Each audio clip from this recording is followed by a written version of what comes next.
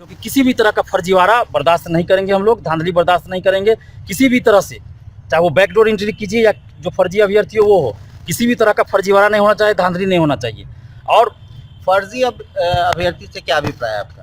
देखिए, फर्जी कहने के लिए कहा जाता है, मतलब यह है कि जो उस समय अयोग्य थे फॉर्म भरने के लिए और उन लोगों ने भी फॉर्म भर दिया था।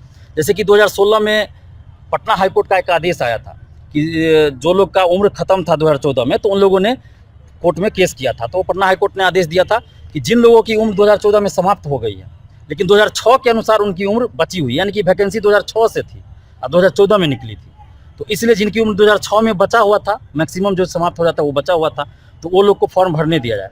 तो पटना हाईकोर्ट ने आदेश दिया था कि सिर्फ उन्हीं लोगों के लिए यह है।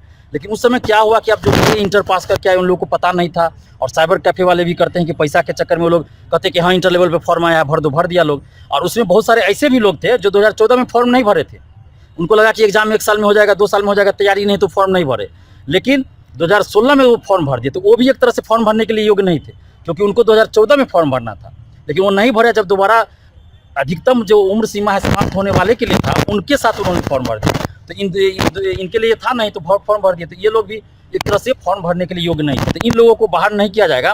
तो जो लोग ईमानदारी से लगे हुए हैं 14 में फॉर्म भरे, तो उन लोगों को बाहर होना। तो क्यों नहीं एक और मांग जोड़ दिया जाए कि वैकेंसी को बढ़ा दे सरकार? देखिए, ये संभव नहीं है, ये संभव, चूंकि ये वैकेंसी 2014 की है, उसको तो पूरा कर नहीं रही है, और उसमें सीट कैसे जोड़ा जाएगा? अगर सीट जोड़ा जाएगा तो फिर बाद वाले जो स्टूडेंट है वो केस कर देंगे, वो भी केस कर सकते हैं ना कि भाई हमारा ये जो समय था हम नहीं फॉर्म भरे, अब हम वैकेंसी उसमें जोड़ दिए, तो वो तो नहीं होगा ना। वो तो सरकार का डिसीजन, सरकार चाहे तो ले सकती है, डिसीजन सरकार के ऊपर है। सरकार चाहे अभी भी 2300-2400 सीट खाली है, 2300-2400 सीट खाली है ना सचिवालय में, 60% सीट सचिवालय में खाली है, तो वैकेंसी तो आ ही नहीं रही। 2014 के बाद वैकेंसी कहाँ है ये? तो कल का जो हम लोग का आंदोलन है उसका प्रमुख मांग है कि फर्जी अभ्यर्थियों को बाहर किया जाए, काउंसलिंग की तिथि जल्द घोषित हो, और काउंसलिंग के लिए रैंक लिस्ट, यानी जो भी मेंस पास करके हैं उन सभी का मार्क्स जारी किया जाए, रैंक एक जारी किया जाए, ताकि फर्जी एंट्री ना हो, फिर से बैकडोर एंट्री ना हो, और सबको पता चले कि मेरा मार्क्स कितना है। ये नहीं कि बाद में मार्क्स किसी का बढ़ा दिया पैसा लेके और किसी को घटा दिया, तो ऐसा नहीं होना चाहिए। तो मार्क्स जारी कीजिए सबका, और काउंसलिंग की तिथि घोषित कीजिए, और सीट से 2 गुना ज़्यादा, कम से कम 2 से 2.5 गुना ज़्यादा परीक्षार्थियों को काउंसलिंग में बुलाए, क्योंकि ये वैकेंसी 7.5 साल पहले की है, और इस 7.5 सालों के दौरान बहुत सारे ऐसे अभ्यर्थी होंगे जो कहीं ना कहीं जॉब में चले गए होंगे, और कहीं हो सकता है कोई बिजनेस शुरू कर लिए होंगे, तो उनको अगर यहाँ अच्छा पद नहीं मिलता है उनके मन मुताबिक, तो वो ज्वाइन नहीं करेंगे, या रैंक देख के हो सकता है काउंसलिंग में ही नहीं आएंगे, खाली रह सकती तो सीट खाली रह जाएगी। और दूसरी तरफ यहाँ 53,000 स्टूडेंट जो है 7.5 साल से इंतजार करेंगे, और पता चला सीट खाली रह गया, तो कहीं ना कहीं बहुत बड़ी नाइंसाफी होगी। तो ऐसा नहीं होना चाहिए, एक भी सीट खाली न रहे। तो इसके लिए काउंसलिंग में 2 से 2.5 गुना ज़्यादा अभ्यर्थी को बुलाइए, और पूरी पारदर्शिता के साथ बहाली पूरी हो। पारदर्शिता का मतलब OMR सीट का कार्बन कॉपी जिनको चाहिए उनको दिया जाए, PT मुख्य परीक्षा जिसका भी मांगे दिया जाए, और जो रिजल्ट आप प्रकाशित कीजिएगा तो कट ऑफ के साथ साथ सभी परीक्षार्थियों का मार्क्स जारी कीजिए, जिनको जो सूचना चाहिए दीजिए, लेकिन मार्क्स रिजल्ट के साथ ही आप कट ऑफ और सभी का मार्क्स बताइए, ये जरूरी है, क्योंकि पता चलना चाहिए ना कि किसका कितना मार्क्स आया। आपका नाम?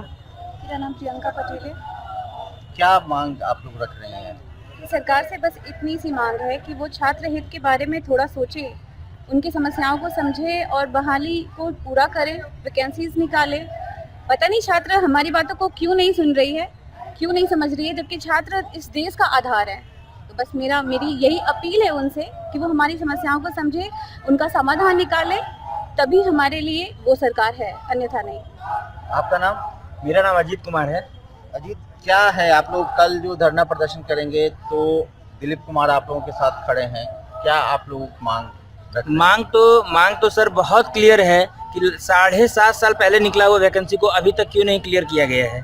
अनेक तरह का इसमें बाधाएं डाला गया है, कभी परमेश्वर राम जी, कभी सुधीर कुमार जी का नाम आता भ्रष्टाचार में, और अभी तक ये क्लियर नहीं किया गया, और झेल हम लोग रहे हैं। और बेरोजगारी के दबाव में युवाओं का क्या हालत है ये हम शायद शब्दों में नहीं बयां कर सकते हैं। तो हम बस ये जानना चाहते हैं कि आखिर दबाव कहाँ से आ रहा है आप लोगों पे। जैसा कि हम सभी जानते हैं कि वहाँ पे सारे कार्यरत जितने भी अध्यक्ष होते हैं या सचिव होते हैं सब IAS रैंक के ऑफिसर होते हैं, फिर भी अगर वो सुचारू रूप से कार्य को नहीं कर पा रहे हैं तो कहीं ना कहीं उन पर पॉलिटिकल दबाव है या भ्रष्टाचार है। तो खैर जो भी है, हम विद्यार्थी बस यही स्टूडेंट यही चाहते हैं कि हमारी बहाली जल्द से जल्द की जाए पूरी पारदर्शिता के साथ।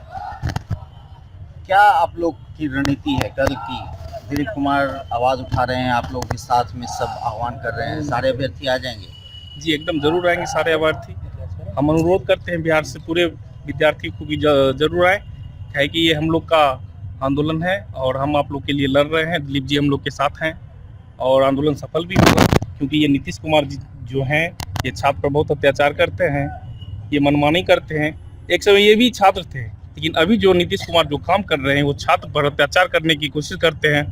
देखिए BSSC 2014 में हम भी फॉर्म भरे थे, एग्ज़ाम भी दिए थे, एक बार एग्ज़ाम कैंसिल भी हो गया था, लेकिन हाँ 2018 में कैंसिल हो गया था, लेकिन अभी तक उसका क्लियर नहीं करवाया गया है और जल्दी हो जाए।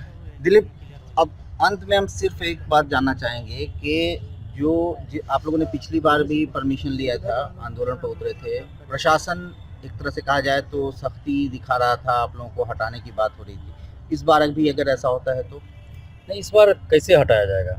और पिछली बार भी तो हम लोगों ने आंदोलन किया ही था, इस बार तो परमिशन हम लोग लिए हुए हैं, इसलिए पहले ही ले लिया गया परमिशन।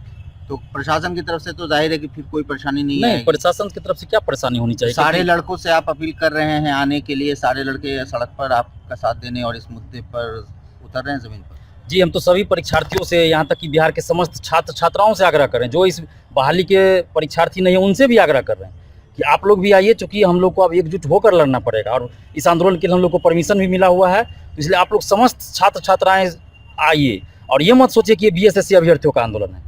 दरोगा बहाली में भी ऐसे ही धांधली हुआ, खुलेआम धांधली हुआ, सिपाही भर्ती में देखिए लेट लतीफ़ी चल रहा है, रेलवे में देखिए लेट लतीफ़ी चल रहा है। तो कहीं ना कहीं सभी को मिलकर एक प्लेटफॉर्म पे आना होगा, अन्यथा फिर हर बहाली में अलग अलग लड़ते रहिएगा तो इसी तरह सरकार और आयोग मनमानी भी करती रहेगी। तो अब ज़रूरत है कि एक प्लेटफॉर्म पे आइए और एक साथ आवाज़ उठाइए और मिलकर लड़िए, और एकता में ही बल होता है, ये बचपन से पढ़ते आए हैं, तो उस चीज़ को अब दिखाना है, दिखाइए। एकता में बल होता है और इसी को लेकर अब आह्वान है